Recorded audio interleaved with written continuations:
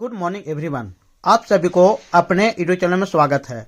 तो आज हम इंडक्शन ट्रेनिंग की देख रहे हैं। इसमें 260 अभ्यर्थी जो शिक्षक हैं उनकी ये पूरा पुरस्कृत जो है ये हम देख रहे हैं कि इनको किस तरह से पुरस्कार जो है वितरण मिला है। इनकी सारी झांकी जो है ये देख रहे हैं। बहुत ही अच्छा माहौल है, बहुत खुशी का माहौल है। तो देखिए और इसके बाद आप कमेंट सेक्शन में लिखिए ये कैसा वीडियो लगा।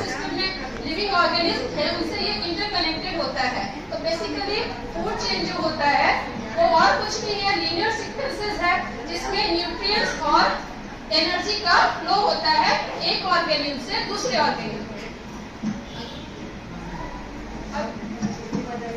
हेलो एवरीवन, जैसा कि आप सब देख रहे हैं ये इकोसिस्टम का फूड चेन है। इसमें सन एनर्जी से जो हमारे प्लांट्स है, जो प्रोड्यूसर्स है, वो सन एनर्जी का यूज करके फोटोसिंथेसिस के द्वारा अपना भोजन बनाते हैं और वो 10% एनर्जी फ्लो के द्वारा अपना 10% एनर्जी दूसरे ट्रॉपिक लेवल यानी कि फर्स्ट ट्रॉपिक लेवल हर्बिवोरस में ट्रांसफर करते हैं। And then the next tropic level is herbivorous, also the herbivorous, and it is eaten by the carnivorous, which is the next trophic level, and the top carnivores is eagle, which is eat the lower trophic levels, and then this follow is we call the food chain, food energy flow. Thank you.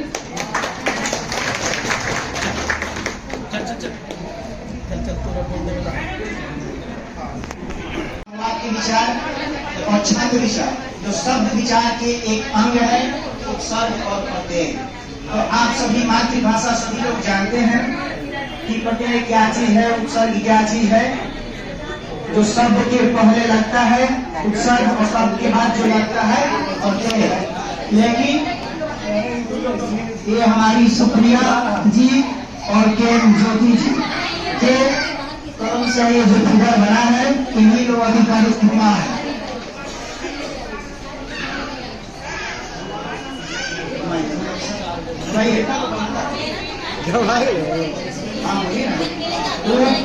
उप जो उपसर्ग है, उपचार, उपयोग, उपदेश, उपवन, उपहास, घुमाकर हाँ इतनी देर जन्मदिन है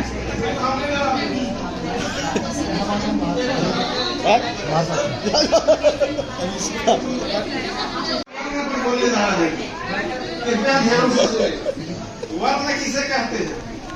जिसके खंड या टुकड़े नहीं किए जा सकते उसे वर्ण कहते हैं। वर्ण के दो भेद होते हैं।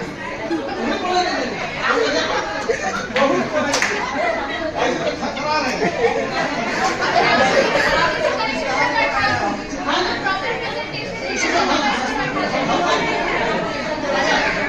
वर्ण के दो भेद होते हैं, स्वर वर्ण और व्यंजन वर्ण। स्वर वर्ण किसे कहते हैं? वर्ण के किसी दूसरे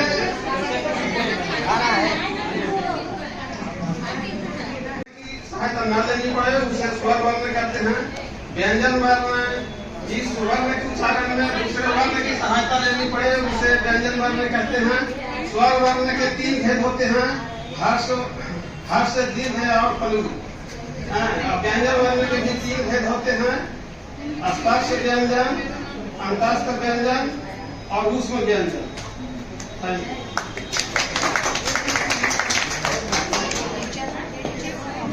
नमस्ते सभी को। हमने जो टॉपिक चुना है हिंदी से वो उपसर्ग और प्रत्यय है। और हम थोड़ा सा इंनोवेटिव करने का प्रयास किया है क्योंकि बच्चे जो होते हैं ना वो करते हैं, कुछ खेलने का अर्थ में मिलता है तो वो चीजों को करते हैं और सीखते हैं। तो हम सब चाहते हैं बच्चों को पहले ऊपर सिखाएंगे उपसर्ग और प्रत्यय, जो हम शब्दांश आगे लगाते हैं तो शब्द के अर्थ में परिवर्तन लाके उपसर्ग होता है, और जब हम शब्द के पीछे शब्दांश लगाते हैं तब अर्थ में परिवर्तन लाके प्रत्यय बनता है। हम ये बताएंगे। उसके बाद हम बच्चों को कहेंगे, बच्चे आप खुद से शब्द बनाएंगे, ठीक है? तो बच्चे इसको देखें, जैसे कि हमने एक शब्दांश लगाया जो कि एक शब्द का अर्थ होता है।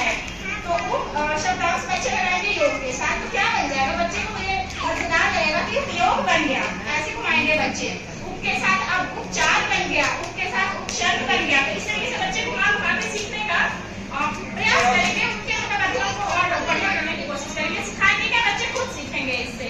तो ये छोटी सी प्रयास की हमारी मानसिक की। धन्यवाद।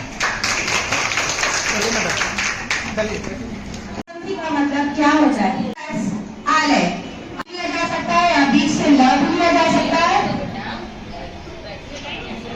लेकिन यहाँ पर दो वर्ण जोड़ते जरूर हैं, लेकिन निकटवर्ती वर्ण जोड़ते हैं, पास पास वाले वर्ण। यहाँ व का व में आप प्रोनाउंस करके देखिए, उच्चारण करके देखिए, व में अ छुपा हुआ है स्वर वर्ण, और यहाँ आलय में आ सामने दिख रहा है, स्पष्ट दिख रहा है। तो व से अगर हम अ लेते हैं और आ से आले से हम आ लेते हैं, दोनों में ये अ प्लस आ यहाँ पर जुड़ रहे हैं, दोनों वर्ण जुड़ रहे हैं और एक परिवर्तन आ रहा है, एक नया वर्ण बन रहा है, वो है आ, और देव प्लस आले बन रहा है देवालय।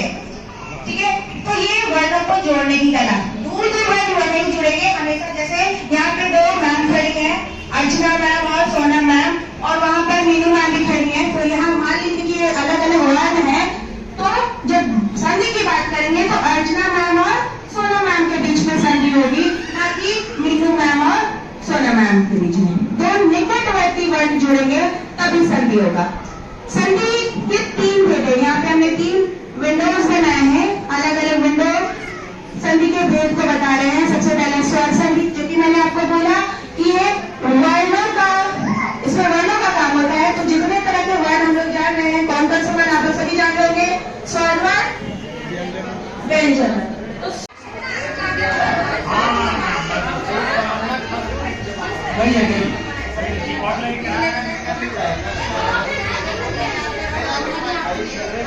सरेखा कुमारी,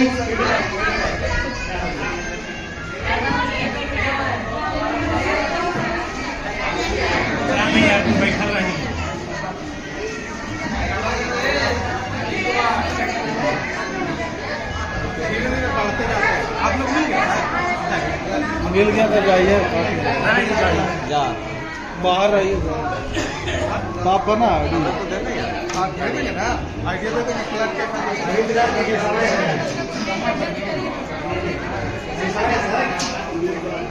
आज के दिन यार राजस्व बिछा रहे हैं सब लोग, फिर तो कभी कब आ वो भी जरूरी है कि एक ही साथ नहीं मिलकर तो इस तरह से देखिए, ये पूरा जो हमारा सेमिनार चल रहा है, इसमें सारे शिक्षक विद्यार्थी उपस्थित हैं। और इसके बाद ये देखिए कि ये माहौल बहुत ही खुशनसीबा है। और इसके बाद ये देखिए, हम आगे भी इसमें बहुत सारे शिक्षक विद्यार्थी हैं जिनका इसके अगले भी फोटो क्लिक में देखिएगा। और थोड़ी सी इन शिक्षक के जो बुद्धिदायक हैं उनके बारे में 2 पंक्तियां समर्पित कर रहे हैं, थोड़ा सुनिएगा।